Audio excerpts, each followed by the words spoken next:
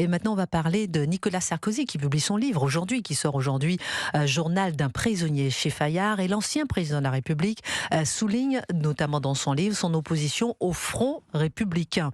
Il plaide pour un rassemblement à droite le plus large possible avec, tenez-vous bien, le Rassemblement national. Est-ce qu'on peut considérer cette prise de position comme un tournant politique? On est en ligne avec Gilbert Collard, avocat ancien eurodéputé. Pour vous, est-ce que c'est un tournant, Gilbert Collard, avant de donner de la parole à Gabriel Cluzel et Eric Tegner, ces Oui, propos de bonjour. Nicolas Sarkozy? Bonjour Gilbert Collard. C'est un basculement, hein, et je pense qu'il a réussi à provoquer une prise de conscience, à éclairer intellectuellement une situation qui est évidente, C'est-à-dire? à savoir que le Front républicain, c'est un front de cocu, quoi. Bon, on s'en rend bien compte, hein. C'est aujourd'hui le Rassemblement national qui est en position de domination, donc celles et ceux qui n'iront pas dans une alliance avec le Rassemblement national et qui se disent à droite risquent fort à vouloir continuellement se compromettre avec le Parti socialiste, qui s'est lui-même compromis avec la France insoumise, de se tirer une flèche de l'arc républicain dans le pied. Hein. J'écoutais Monsieur De Courson chez Sonia Charles Mabrouk. de Courson.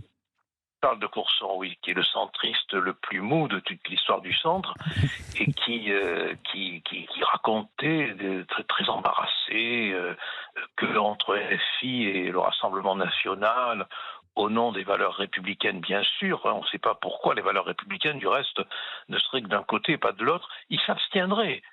C'est-à-dire qu'entre la France, entre Delogu et Marine Le Pen, par exemple, il s'abstient, quoi. Bon, alors quand on entend ça, on comprend qu'on a affaire à des ahuris, quoi, qui n'ont pas vu la chose évoluer. Et je pense que si Nicolas Sarkozy avait tenu ses propos en mai 2012, Oui. il aurait été élu président de la République. Hmm. Je le pense, Et très peut-être, ouais, sincèrement. très intéressant comme remarque, mais peut-être qu'effectivement, même la France était-elle prête peut-être à entendre ça? Je sais pas, je me pose la question, hein, Gilbert Collard, parce qu'effectivement, Quand on voit l'écart de voix, oui, 48-36 pour oui, Nicolas Sarkozy, oui. 51-64 pour Hollande, s'il avait eu un apport des électeurs du Rassemblement national, Mhm.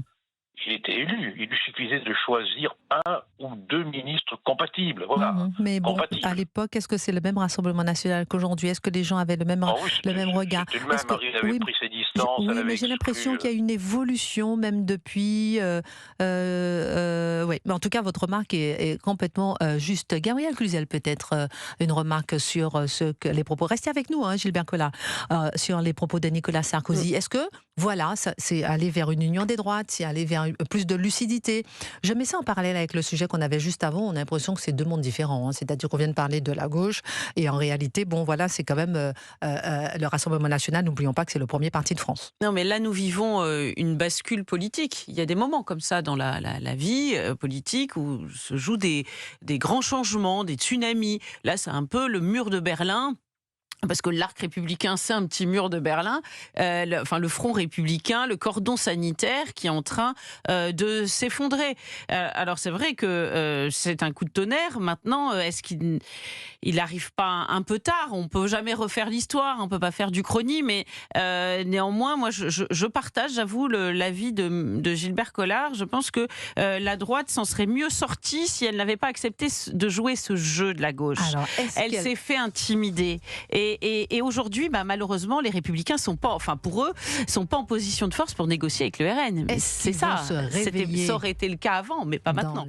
Mais là, lorsqu'on parle de l'union des droites, de ce front républicain, à faire sauter, à faire exploser, etc., est-ce que c'est, comment dirais-je, un vœu pieux, ou bien est-ce que ça aura une véritable conséquence sur les prochaines élections? Parce que c'est bien beau de dire, effectivement, lorsque, par exemple, Nicolas Sarkozy, on sait qu'il ne va pas se présenter en 2027, et de dire effectivement, voilà, qu'on peut faire sauter ce front républicain, mais est-ce que ça aura effectivement une conséquence, selon vous, en 2027, ou bien pas du tout? Je pense que oui, mais indépendamment des partis politiques qui se discréditent de plus en plus tous les jours, les électeurs agiront sans aucune considération pour les partis politiques. Il est clair que le vote de ce budget, par exemple, contribue encore plus à aggraver le discrédit moral, éthique des partis politiques. Et à montrer le grand Et là, écart entre, oui, les partis politiques et puis les Français. Hein. et puis les Français, bon, Ouais. vous savez, il y avait un de vos auditeurs qui le disait tout à l'heure, il s'imagine qu'on n'a pas de mémoire. Et il ajoutait en 2027, on aura de la mémoire. Mhm. Voilà, ce qui est incroyable, c'est que ces hommes politiques du moment évanescents, hein, ils ne s'imaginent pas à quel point ils peuvent ne pas durer, hein, ces hommes politiques croient que leur parole durera. Mais non, l'électeur en a ras-le-bol. Il n'en peut plus de ces palidonies, de ces revirements, de ces lâchetés. Tout est inscrit, tout est su, tout est dans la mémoire. Il suffit de discuter avec des hommes et des femmes du quotidien. Le quotidien est très important. Il est primordial, il commande tout. Les gens se souviennent, votre auditeur, j'allais dire votre électeur, votre auditeur et lecteur l'a parfaitement dit, on aura de la mémoire. Voilà. Merci beaucoup Gilbert Collard d'avoir été en direct avec nous sur Europe 1 pour réagir aux propos de Nicolas Sarkozy dans son livre qui plaide pour un rassemblement à droite le plus large possible avec le Rassemblement national, tenez-vous bien, ce qui peut être une espèce de coup de tonnerre puisque c'est la première fois que quelqu'un qui a un tel poids dans un parti promeut l'idée d'une alliance électorale avec le Rassemblement national. Gilbert Collard était en ligne avec nous. Sandra, vous nous appelez des Bouches-du-Rhône. Quel regard portez-vous sur ce que pense Nicolas Sarkozy, cette déclaration de Nicolas Sarkozy par rapport au Rassemblement national et à cette union des droites large à droite? Oui, bonjour à tous. Eh bien, ce qu'il dit, c'est ce que veulent le trois quarts, sinon le 9/10 des électeurs de droite. Mais Marine Le Pen, elle, ne veut pas de l'union des droites. D'ailleurs, elle se dit même pas de droite. Vous avez Donc, des chiens, hein. voilà. Hop, toi tu sors. Et donc, comme on appelle ça, les personnes qui votent à droite voudraient, mais les responsables ne le font pas. Ils se font des accommodements, on ne sait pas. Là, ce qui se passe à l'Assemblée, ça nous permet de voir à qui nous avons affaire. Le Rassemblement national propose des taxes. Grâce à Marine Le Pen, on a élu Richard Ferrand au Conseil constitutionnel. C'est des choses qui ne devraient pas se faire si elle était de droite. Donc il n'y a qu'une personne qui veut vraiment le rassemblement des droites, c'est Éric Zemmour. Parce que lui, ce n'est pas un homme politique avec 40 ans de carrière politique et de manigance, d'accommodement. Et il faut tous se mettre derrière Reconquête parce que lui fera ce qu'il dit.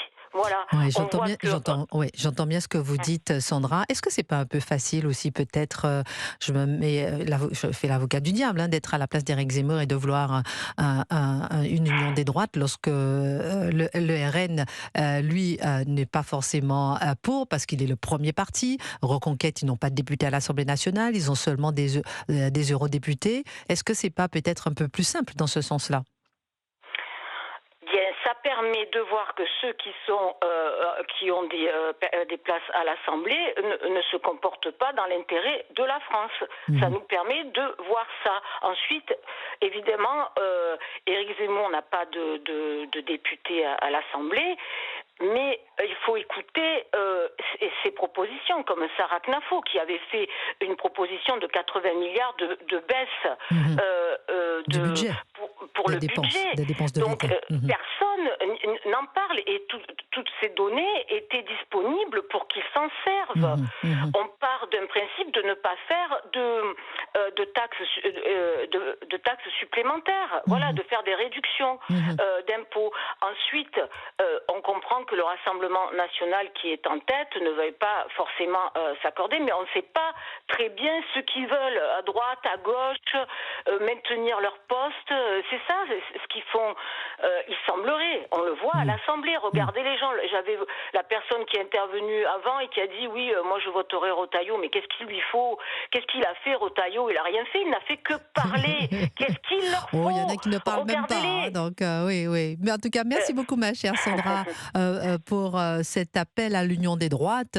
Voilà. Derrière Éric Zemmour, parce que derrière... les autres n'en veulent pas. C'est le seul qui dit ce qu'il fera. Merci beaucoup, voilà. Ma chère Sandra. Éric Tegner, ensuite on aura José qui nous appelle des Yvelines. Éric Tegner. J'aime beaucoup la parole cash et franche de Sandra, et qu'elle n'y voit aucune critique, mais si l'union des droites s'est tapée sur Bruno Retailleau, comme vous venez de faire, ou taper sur Marine Le Pen, en fait, il n'y a pas plus d'union des droites que d'union derrière Éric Zemmour. C'est-à-dire que c'est un grand champ de la vie politique où à chaque fois les gens appellent au rassemblement derrière eux.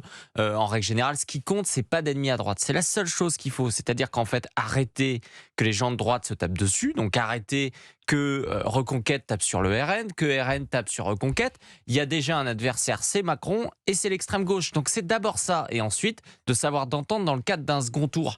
Après, tout le monde peut être candidat d'ici là. Il ne faut jamais, en revanche, oublier cette maxime qui avait été prononcée par feu Patrick Buisson. Il y a malheureusement en France deux gauches, dont l'une s'appelle la droite.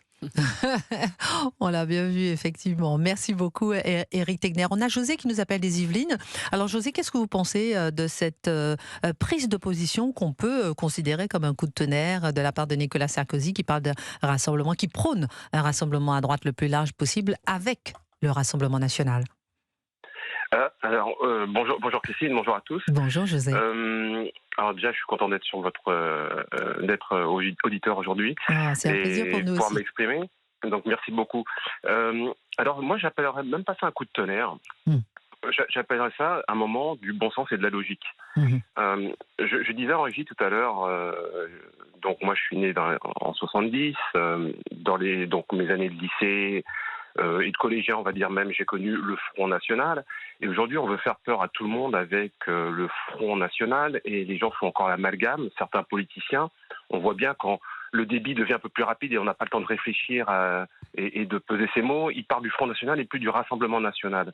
À un moment, il faut jouer en équipe, et une équipe, c'est des profils différents, mais qui convergent dans le même sens, vers le même objectif, et chacun peut apporter sa pierre à l'édifice. Et oui, on a oublié ça.